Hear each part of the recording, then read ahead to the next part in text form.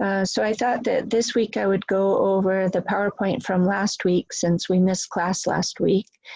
And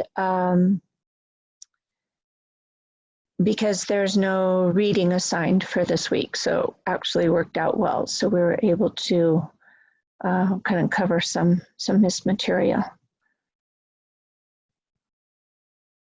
So the very first slide for chapter 5 in Thornbury, I had a question. What do you think your students or students in your target teaching context lack more, knowledge or skills? How can you help them to see these gaps? What specific activities can you do with them? Well, if I were to think of my own students, that's kind of a hard question, actually. I think they lack both, actually, is knowledge and skills. Depends on the level, of course, and depends on the individual also. So some students might lack more than others, but it certainly depends on the level, I think, in the situation. So there's lots of activities you can do.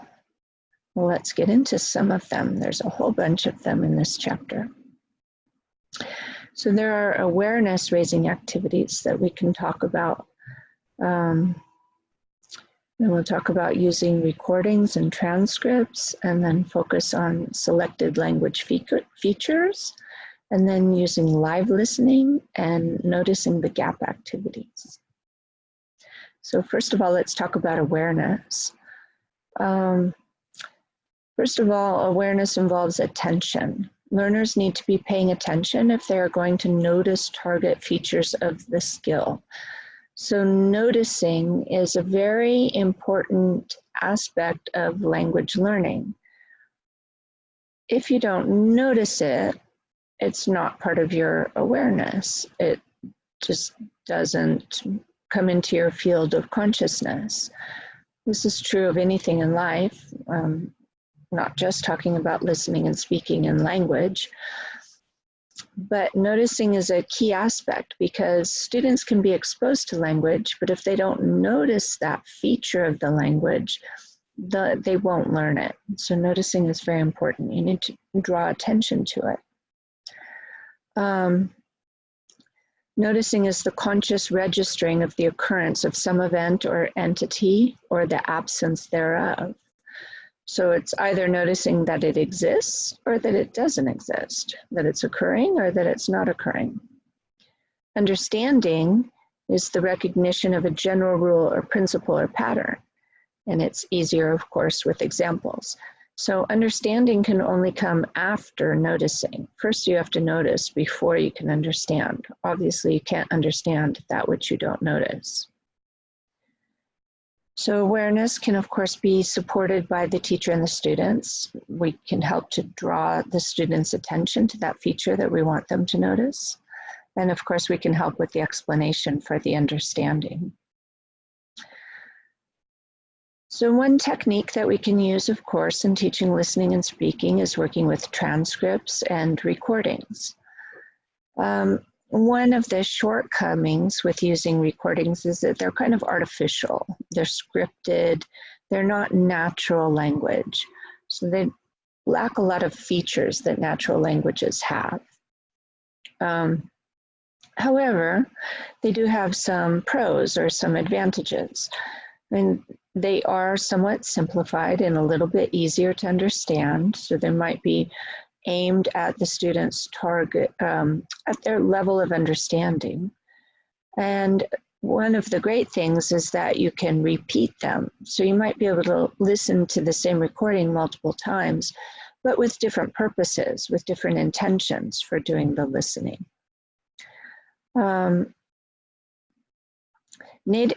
If we only expose students to native speakers, it sets an unrealistic standard. So while native speakers are authentic, and that is an advantage, it might not be attainable by our students. So sometimes it's nice to listen to non-native speakers who have learned the language and to hear people who have been able to achieve what the student is trying to achieve. Unscripted information can take the form of interviews, Vox Pop segments, TV talk shows, talkback radio, podcasts, etc. Those are nice because they're natural language, they're not scripted. Transcription, writing down what's said in the recording, allows students to notice their gaps in listening and helps them to develop their listening skills. So there's a lot of different ways that you can use transcripts. You can have students write their own transcripts, so it's like a dictation, so they're writing everything that they hear. Maybe they're filling in the blanks. Maybe they're just following along and reading the transcription. Maybe they're marking intonation or underlining new vocabulary items or marking contractions. There's a lot of different activities that you can use with transcriptions. So what do we want to do when we work with listening and working with transcripts and recordings?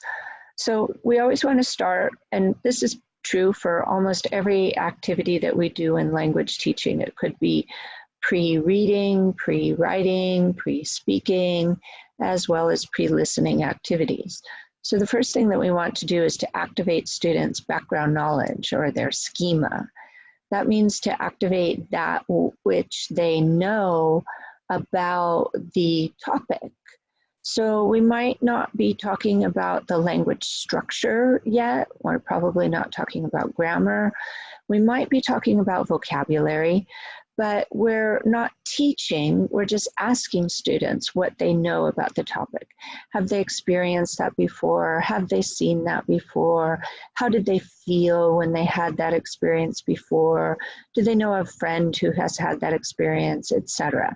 So it's just kind of jogging their memory about the situation and getting them to think about it. This gives them some time to get situated into the topic.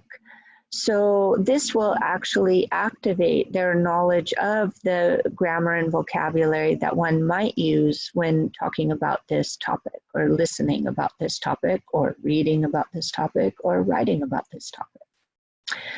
One of the next steps that we do, particularly in the receptive skills with listening and reading, is then to check for gist. Gist is the general meaning. So we don't want to get into the nitty-gritty in the first listening. The tip here is that we can listen multiple times to the same thing at different levels and for different purposes. So listening for gist is for listening for the main idea for the topic. So students don't get bogged down by the details yet. They're not looking for specific vocabulary words. They're not concerned if they don't understand each and every sentence. We just want to see if they can get the main idea. And then, of course, certainly they're hearing vocabulary and grammar structures, but they're not paying so much attention to them. Next is checking for a register. Is this a formal register or an informal register? How do you know? By certain words, perhaps by voice and intonation and the way the person speaks. There might be certain phrases that they use that are very polite that would indicate a formal register. So, would you mind if, do you mind, could I please, would it be a bother if, things like that might indicate a more polite, therefore a more formal register. Whereas slang and incomplete sentences, perhaps even incorrect grammar might indicate a very informal register. And of course, you can have this on a spectrum. So you might have something that's somewhere in the middle, neither totally formal nor totally informal. The next listening, we might ask students to listen for details. And details would be specific information. And we also do this with reading activities too. So we might ask students to scan a text and look for a specific answer to a specific question. And so we can do the same thing with listening. So we might ask about names or dates or places. So it's some very specific information. Numbers are really good for details. Then we might ask students to listen and read. So maybe they're listening and reading the transcript. So now we're really repeating this activity many times. Of course, you don't need to do all of these every activity. You can pick and choose. You don't want students to get bored or stuck into a routine. And you don't always have time to cover everything. So you might choose to do some of them. You might not do every listening 7 times. In fact, you probably won't. Then the next step would be to resolve doubts, let students ask questions. Maybe there was a section that they just couldn't understand. Maybe they had a question about some usage of language or vocabulary or grammar. And you can let them ask questions and then perhaps listen again, and then hopefully that section will be clear for them. And then finally is focusing on language features. So now finally we're going to start to zero in on the grammar or the vocabulary or structures that we want to look at and teach in that class.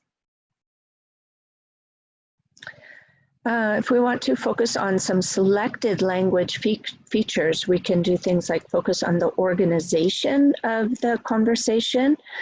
Like I said, this is very similar with the receptive skill of reading. So you might also focus on the organization of a piece of reading. So you might draw students' attention to the introduction, the conclusion, topic sentence, concluding sentence, examples. So we can do the same thing with a listening section. Is there an introduction? Is there a conclusion? Is it a dialogue with back and forth? How is this piece of discourse or this piece of language organized? Next, we might focus on sociocultural rules. That involves who speaks to whom, who initiates conversation, who interrupts whom, whether you can use direct speech, or if you should use a more polite form of discourse that kind of beats around the bush a little bit. Can you use imperatives? Different language structures are dictated by the social cultural rules of who the interlocutors are in the piece of discourse. You might notice a shift in topic. This happens a lot, of course, in natural conversation, where speakers are going down one path and then something in the conversation will remind them of something else and they'll go off onto another topic. Or a new person comes into the conversation and then that changes the topic. Or maybe an ambulance drives by and that might shift the topic. So there could be some event that occurs that causes the topic to shift. So students can notice where that occurs. You might want to focus on performance effects. Does the speaker, are they able to perform at their level of competence?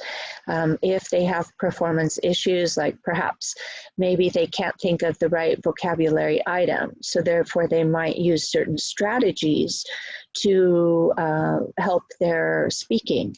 So if they can't think of the word that they want to use, they might ask for help, or they might describe the situation instead, or they might use a synonym. Of course, it's hard for us to know what's going on inside the speaker's mind. We don't always know that they've chosen to use a synonym, for example, because they couldn't think of the initial word or vocabulary item that they were looking for. But you might be able to notice some effects of performance for the students or for the participants in the conversation. Excuse me. Next, we might want to focus on speech acts.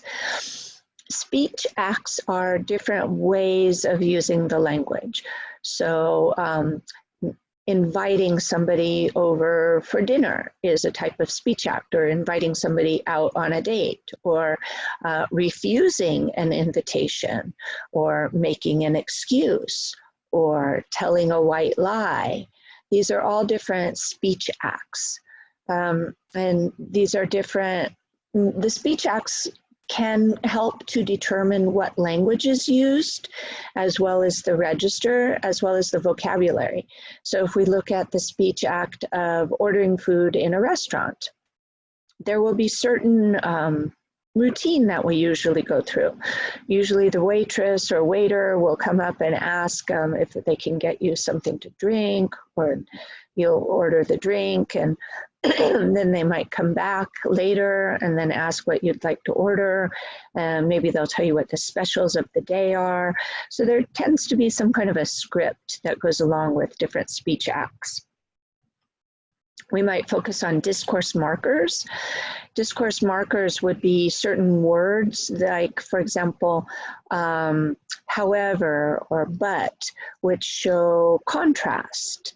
And they show that you are going down one path with an idea, and then the discourse marker of however or but will show that then the speech or the piece of discourse that comes after that is in opposition to what was said before. We might focus on features of spoken grammar.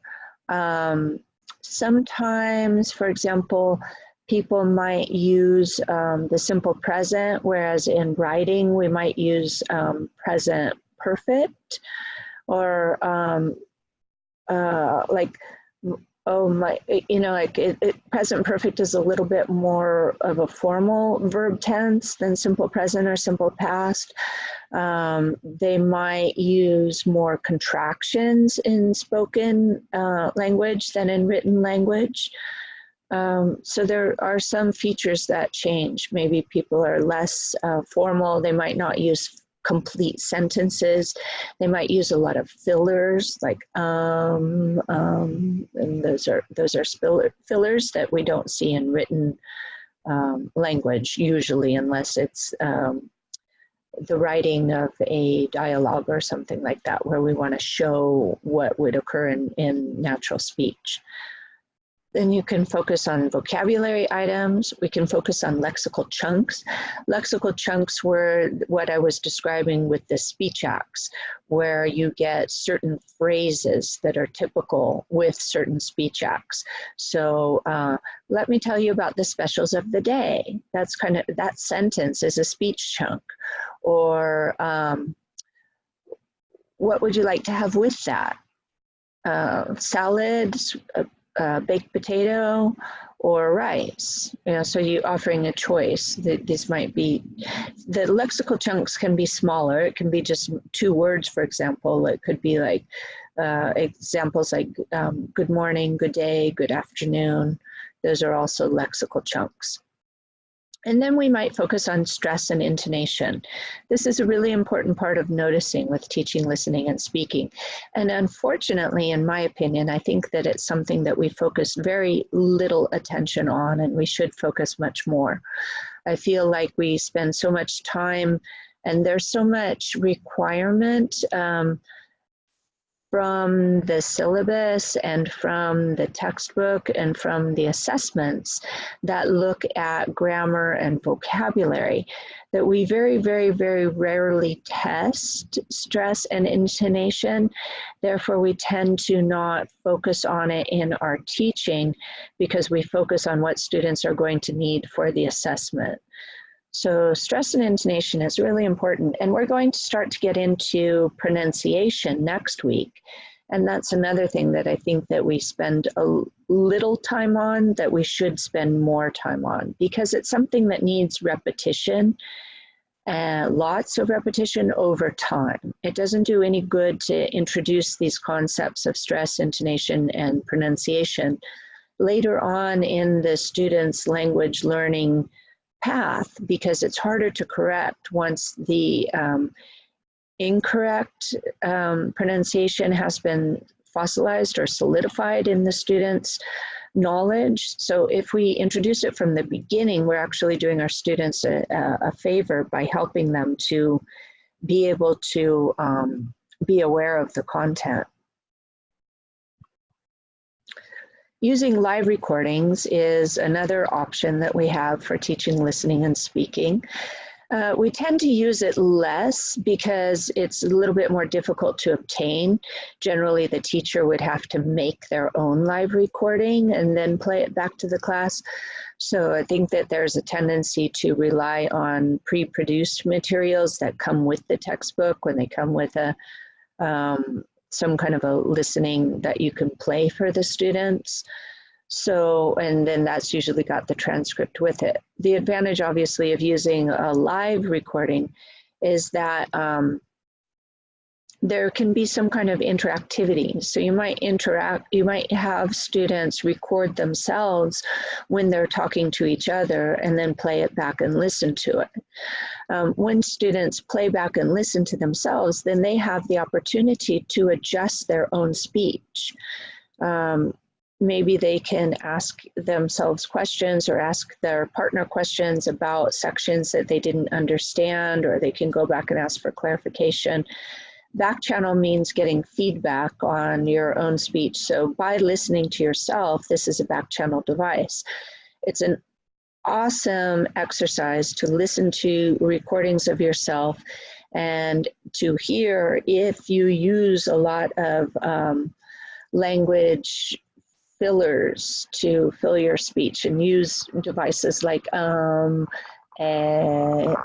or like, you know, which are quite distracting. They might sound quite natural, but I find them particularly annoying. And I think that when you listen to yourself in a recording, it's one of the best ways to correct yourself of this habit.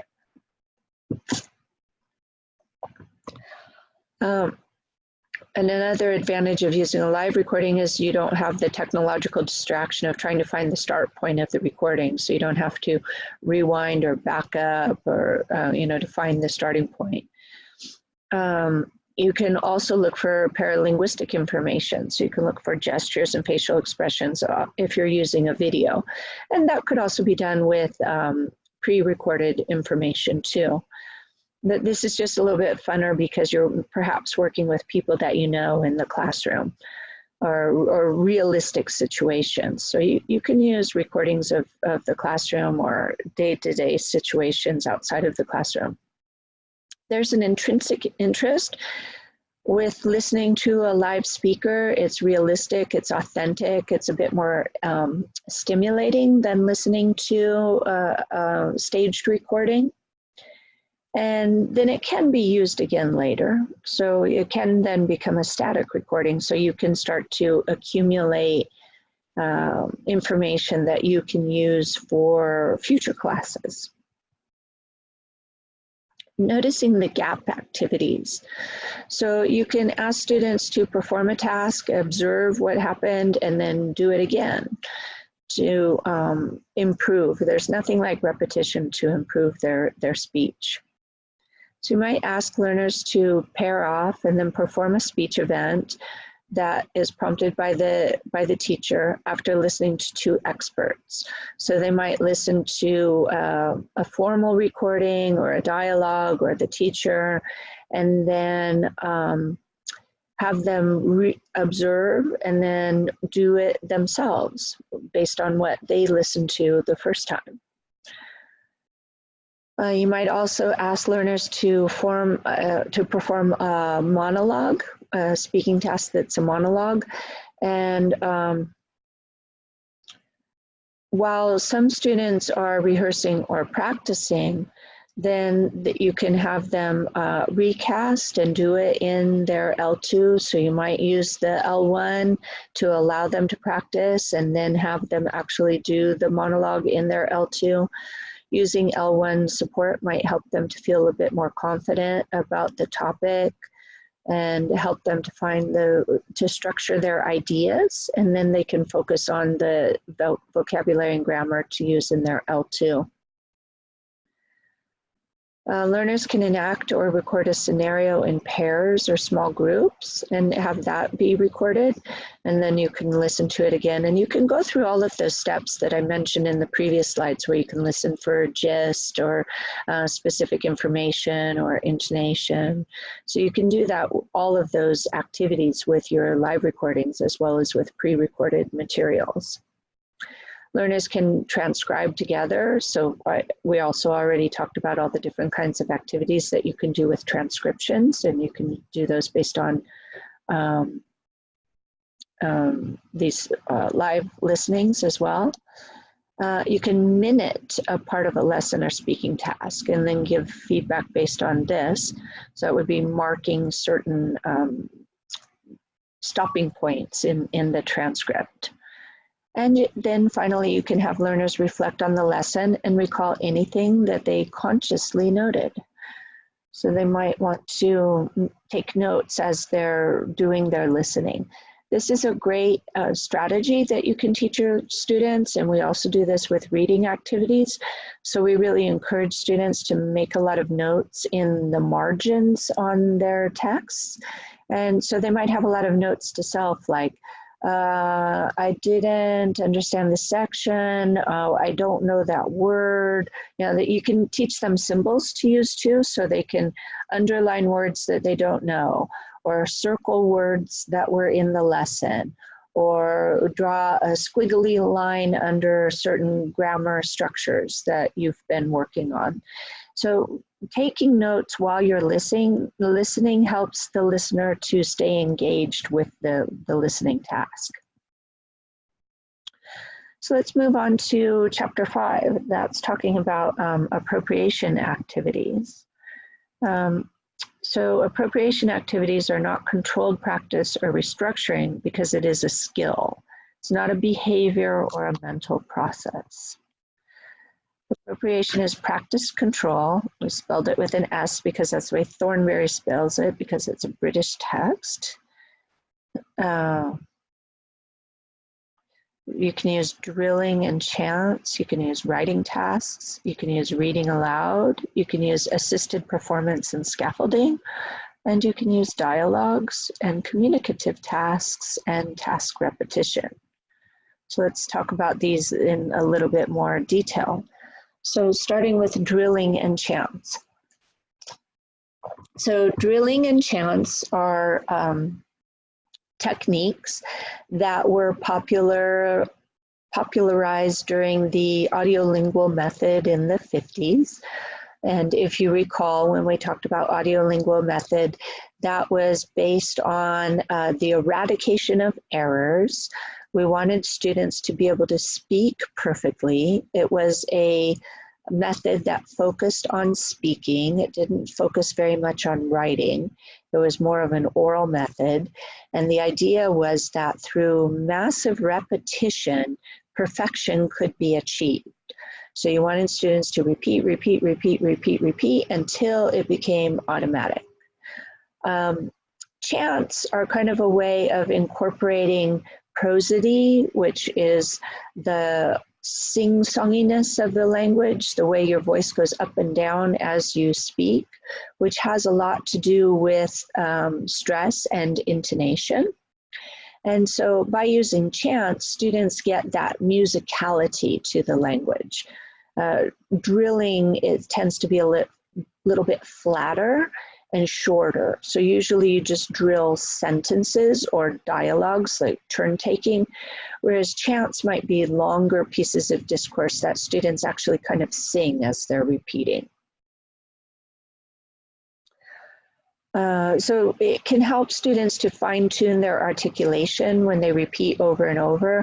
If you are teaching pronunciation and you're teaching the point of articulation, the place where the sound is made, with this continual repetition, students will not only learn how to articulate the sound more correctly, but they will also be able to perceive it better because they get practice not only speaking, but also hearing themselves produce that sound and hearing others as well. It can help fluency because when students get the patterns ingrained into their mind, then they feel more confident and comfortable in using these language chunks that they have drilled or chanted. It can really help students to mimic the intonation. Intonation is kind of difficult to teach, in my opinion. So by listening and repeating, it can really help students to fine-tune their ability to hear and perceive the intonation. So there's different ways that you can do drilling, like they can repeat after the teacher, or you can repeat after the recording, and you can pause it at specific intervals, and you can have individual students repeat, or you can have the whole group repeat in unison. With chants, it's focusing a bit more on the rhythm, as I mentioned before. And milling activities, you might want to ask students to walk around the room, like they're going to ask each other questions. So they want to maybe get answers to a survey. There's a lot of nice activities there's a book called Fun with Grammar by Woodward. Suzanne Woodward is the author, and she's got a lot of really nice activities for practicing listening and speaking. And she has a lot of milling activities. It's nice because it gives students an opportunity to stand up and walk around and talk to many different partners, and to be able to work with different pairs and not always just work with their elbow partner. So we can start to get into integrating the skills and using different skills to build upon each other. So we might start with listening, but then go into writing. Or we might start with reading and then go into speaking, for example. So frequently, we'll start with the receptive skills, which are listening and reading, and then move on to the productive skills, which would be writing and speaking. And then eventually, we hope to integrate all of the 4 major skills in the lesson, or by the end of the unit for sure, if not at the end of the day. So dictation is an obvious example where students do some listening and some writing.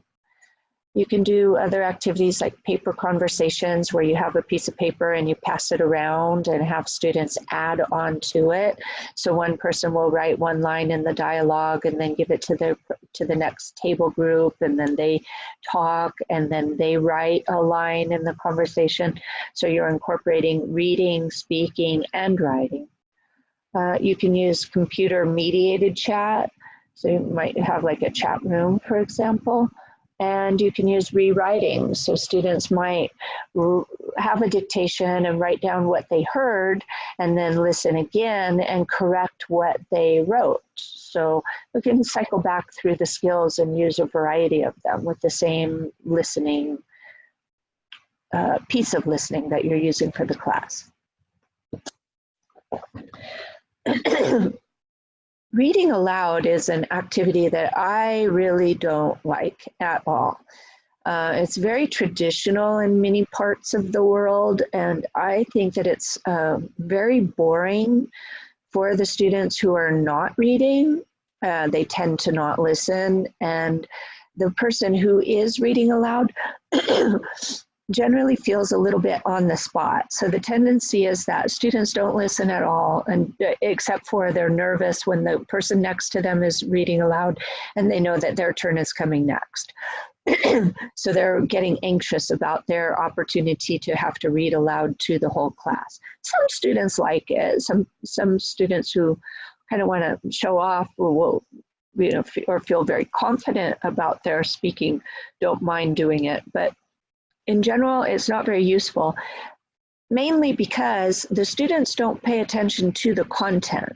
They're so focused on correctly pronouncing the words that they can't pay attention to the content.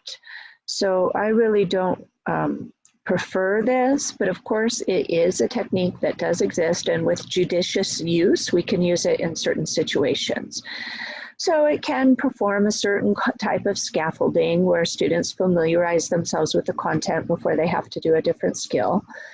And it can be used to focus on pronunciation and suprasegmental features of the language, such as stress and intonation and rhythm.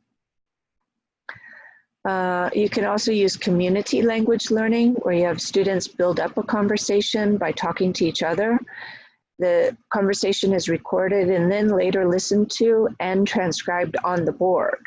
So now it's available for everyone to read, and you can analyze it together as a group. So this is a different way of going about getting the transcription and getting the recording. So there's lots of different ways of getting the recording. You're not stuck to only using the recording that's provided with the textbook that you're using. Dialogues, and this is a really famous, typical listening and speaking activity. So you might have one pair perform in front of the class and the other students will listen. What's really important with performance in the class, if you have one student who's doing a presentation or performing, is to give the other students who are listening a task to do that requires them to listen, because otherwise, who knows if they're paying attention or not. If they have to fill in the blanks or notice some feature of the dialogue or whatever piece of speech is being performed, that encourages them to actually listen. And then you can check for understanding and see if they really did. So you might use different items on the board, chunks of language on flashcards. You might have students memorize the whole script and then perform it. You might use pictures and word cues to get students to form an impromptu dialogue. You might have them follow a diagram of a conversation and then create the dialogue around the diagram. You might have conversational tennis, which is a back and forth between students, the disappearing dialogue, and dialogue building. So lots and lots and lots of techniques that you can use with dialogues. Let's focus a little bit on communicative tasks. So a lot of the work with transcriptions and performing role play or dialogues is generally scripted and not very communicative. What does it mean to be a communicative task? In order to be communicative, it means that you really need to get a piece of information from the other person that you're speaking with. Otherwise, it's just some other form of controlled practice. So in order for it to be truly communicative, you need to get some kind of information from the other person, like we do in day-to-day real-life communication. We communicate with people because they tell us something that we didn't know, or we want to entertain ourselves, or we want to make friends. There's all different kinds of reasons for communicating with people, but usually we want to get some kind of information from them. So this is a good type of fluency activity. You want to do communicative activities after you have done controlled practice activities. So there's usually, I don't know if you've heard before of the PPP model, which is present, practice, and then produce. So present means that the teacher or the book presents a certain structure or grammar structure or speech act or vocabulary items that need to be used. And there might be some direct teaching in how it's formed and how it's used. We try and use eliciting as much as possible to get students to give us the structure, so that we use an inductive process where we don't tell students the rules, but we get them to tell us the rules.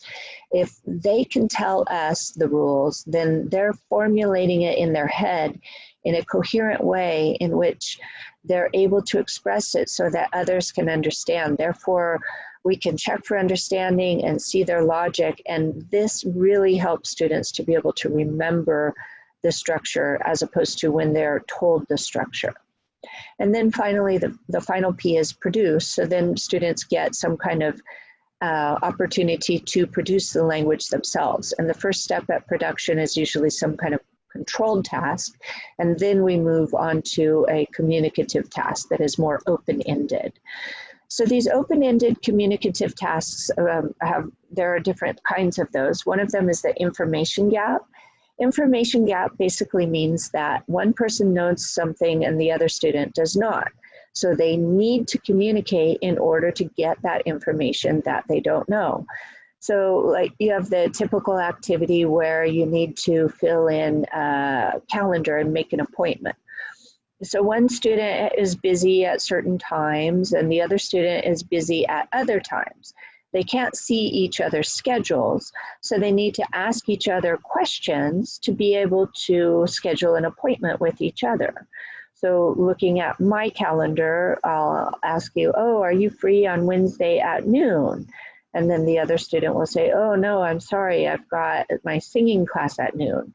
How about 1 o'clock? And I say, oh no, I'm sorry, I've got lunch with my mother at 1 o'clock.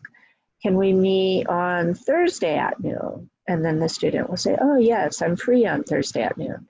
So this is an information gap activity. One student has information that the other doesn't and vice versa, and they need to work back and forth to fill in the gap. Jigsaw activity is one of my favorite activities. I love this, particularly for reading activities. You can use it with speaking too. Let me give you an example first with reading. So with reading, this is great when you have a larger piece of text that you need to cover in class and you don't have time to cover the whole thing. So what you do is you divide it ideally into 4 pieces, and you put students in groups of 4s, and each student has a piece of the text. So they are each responsible for reading their own piece and explaining their piece to the group. So the student has to read, and they have to speak when they explain their section, and they have to listen to the other students explaining their section. And they might take notes as they're listening. So you might incorporate all 4 skills in these jigsaw activities. So you can do the same kind of thing with speaking. You can give ideally 4 different students different roles, and they need to explain their role. So like maybe you have a scenario where you have a doctor, a nurse, a patient, and the patient's parents are in the room. And so each person has a little script on their card in terms of what kind of information they need to get from the other people. So the parent needs to ask the doctor what the diagnosis is, and the nurse needs to get the information from the patient in terms of how they're feeling, what the symptoms are. So these are some examples of a listening and speaking jigsaw activity. You can use an info gap race. So you can have students where they have to race to the board to fill in information. So you might have 2 students, or you might divide the students into groups A and B, and A needs to ask B a question, and when they get the answer, then they run to the board and write the answer. So whoever goes first gets the points. Games are fun, they're great, it's a great motivation, it's a wonderful way to get students really engaged in the activity and wanting to participate. I think that they really increase motivation, and it depends on the type of learners you have. Adolescents really love games.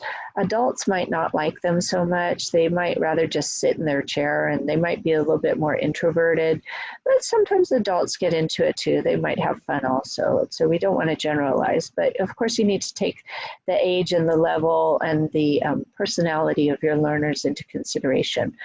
That's why it's important to use a nice variety of activities. So sometimes we use individual activities, sometimes we use pair work, sometimes we use group work, sometimes we use games, so that we can appeal to all different types of learners, and we can mix things up so it's not too boring and routine and not just always individual work. And sometimes we need to push students' limits. So maybe they're very introverted, but in order to be a good language learner, you really need to be able to use the language if you want to be able to speak in it.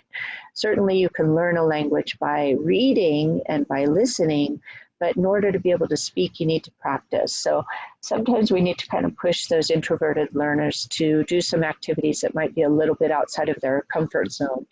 so that they become more comfortable with taking risks and using the language.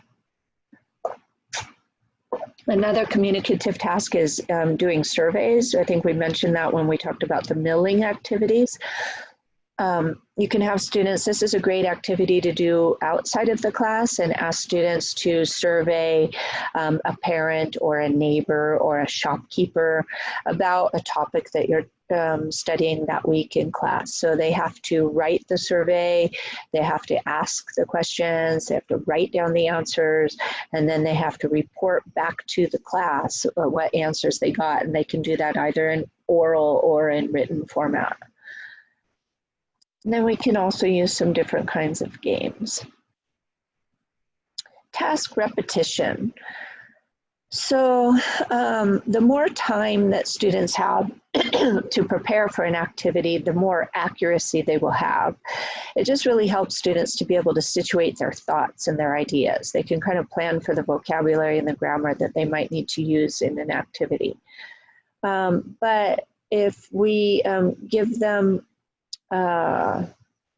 if we focus a lot on accuracy, that might occur at the expense of fluency. So there's a certain balance there. And when I was talking about the PPP model, in the practice phase of the PP is when we want to focus on accuracy, when we want students to use the correct structure and correct vocabulary or intonation or whatever it is that you're focusing on.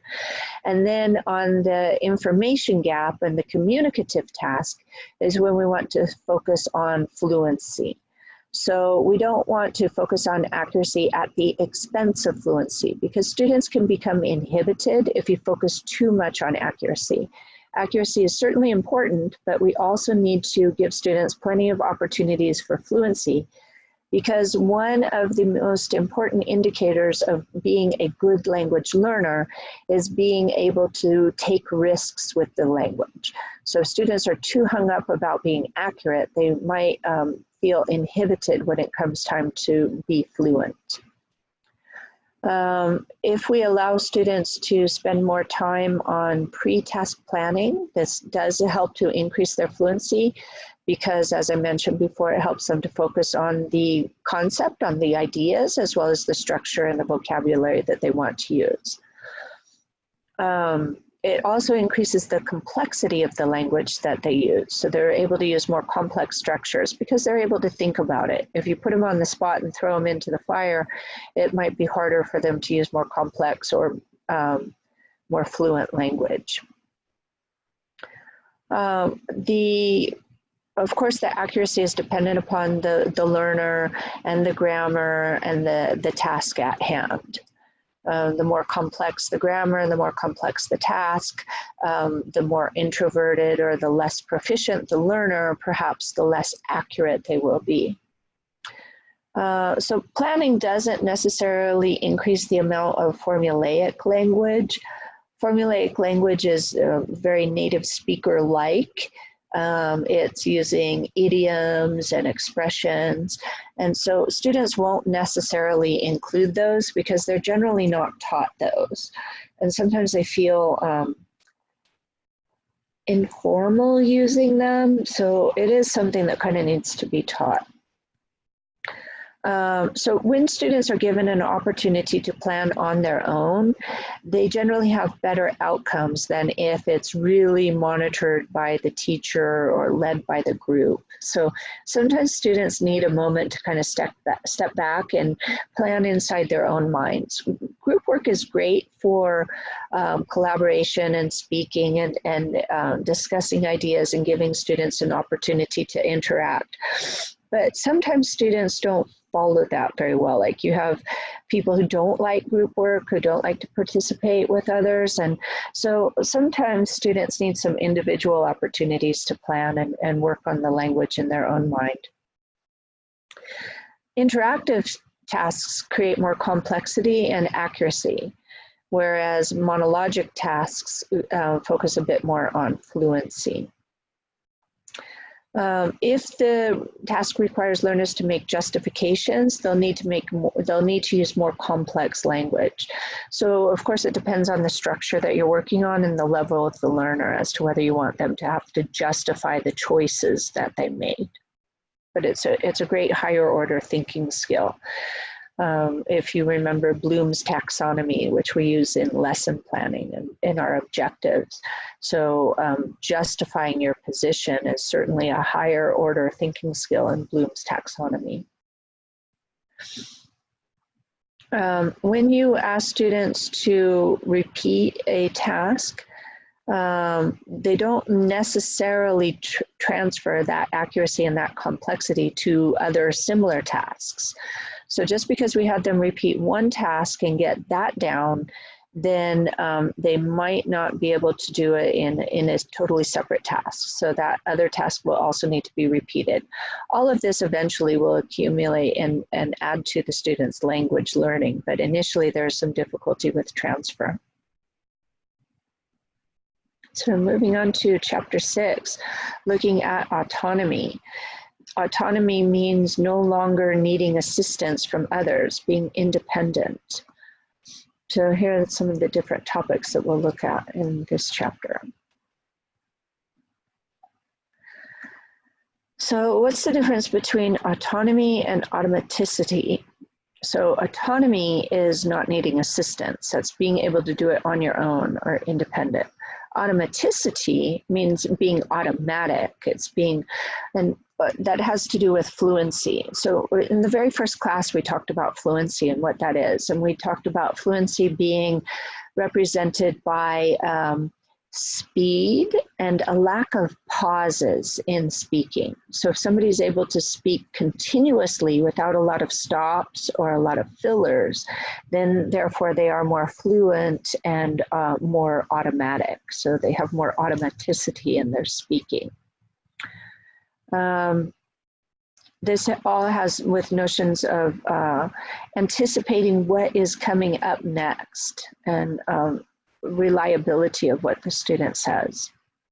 So what are some criteria for speaking tasks? We want students to have productivity, purposefulness, interactivity, challenge, safety, and authenticity. So they won't need to obviously produce language if they're speaking. There should be a purpose. That's very well achieved with the information gap activities that I mentioned before. That has a very clear purpose, but you can have other kinds of activities that have purposes as well. Like writing a dialogue or a transcription, that's also a purpose. But talking about speaking activities, it's some kind of a performance. There should be some kind of interactivity. Even a monologue has some kind of interactivity if you're thinking about your audience. There should be a certain level of challenge. And if you remember Krashen talked about the I+1. So that's input +1. That means just one step above where the student is able to understand or produce. So I is input.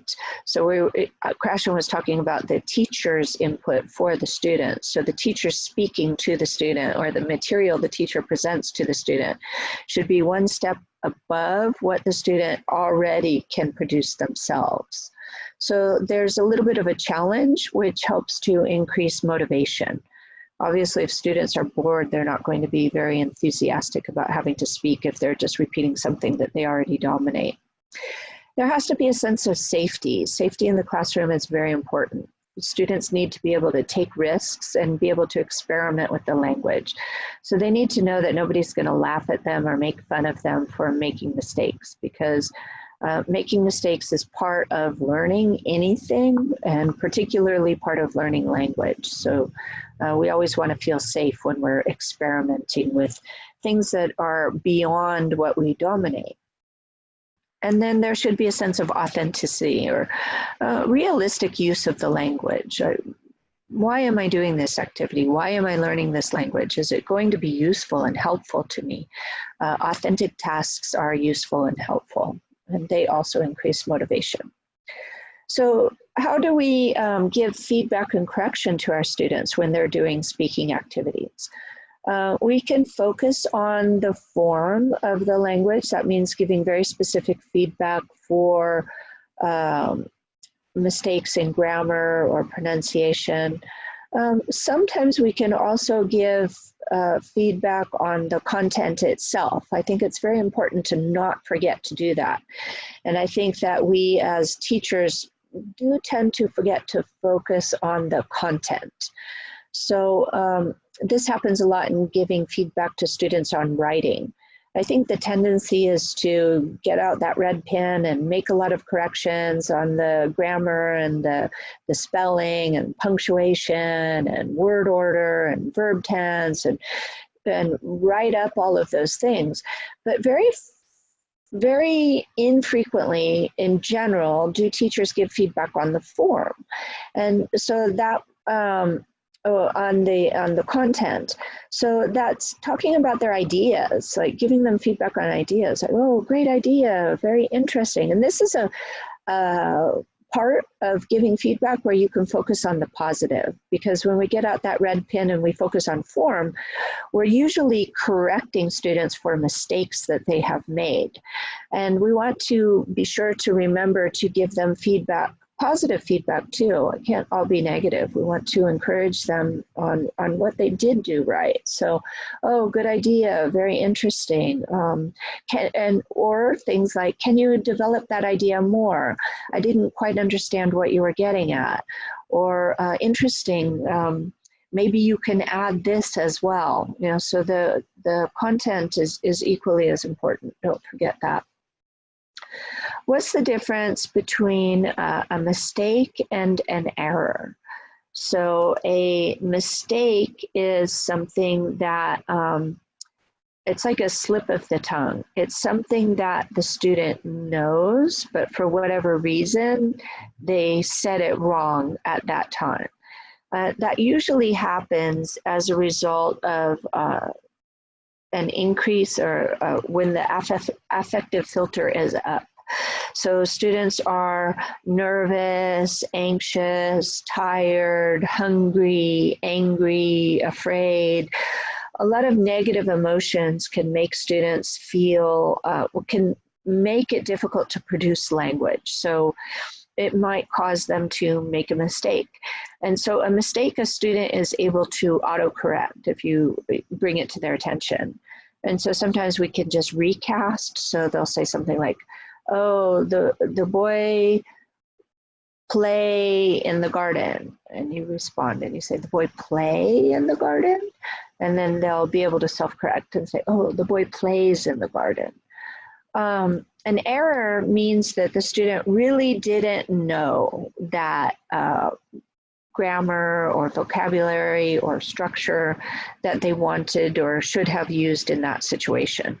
So they did something that they made a mistake or they committed an error because they couldn't do anything else. They couldn't do it correctly. They couldn't do it better because they don't know the structure. This is an indication of where the learner is. If they make an error, that means that they don't know that topic. So therefore, we need to teach it to them, or it's well beyond their current level. So this is an indication to the teacher whether the student learned a previous topic or not, or they're not yet at that phase where they will learn that structure later on. So presentations, stories, and drama, these are all activities that you can use to promote speaking in class. Presentations and talks, you can do show and tell, you can do did you read about, you can make academic presentations, you can do business presentations. So these all obviously have different registers, right? Show and tell is quite informal, whereas a business or an academic presentation would be rather formal and therefore would have different structures. And you would use these with different levels of students too. It would be difficult for beginner level students to make sophisticated academic or business presentations. You can have students tell stories, jokes, and anecdotes, such as guess the lie, or insert the word, or chain stories, or party jokes. And finally, you can do drama, role play, and stimulation. And some examples of this are alibis, shopping around, the inquiry, and the soap. So these were all cool activities that were presented in the book. It's one thing that I like about this book is that it does give us lots and lots and lots of practical activities that we can walk away with and use in our language classrooms. We can also use discussions, conversations, and activities outside of class. So for discussions and debates, we can do things like discussion cards, warm-up discussions, the balloon debate, pyramid or consensus debate, and panel discussions. For conversation and chat, we can do talking circles, the sentence star, true and false sentences, one of us or some of us. And outside the class speaking activities, you can do tape diaries, audio and video conferencing, human-computer interaction, portfolios, and diaries. So here are tons of activities that you can use and experiment with. It's so nice to have such a variety that you can present to your students. So that